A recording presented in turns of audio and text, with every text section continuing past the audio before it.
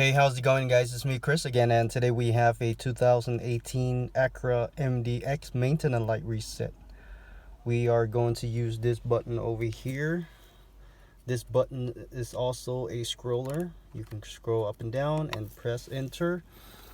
We're going to be using that screen right there. Go ahead and turn on your car without starting.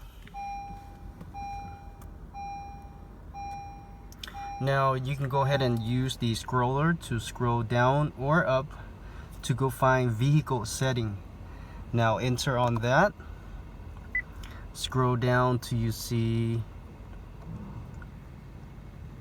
maintenance info. Go ahead and enter on that.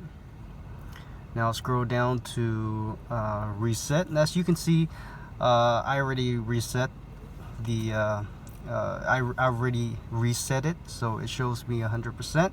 But if it's not, you can go ahead and hit reset, and the reset will be complete.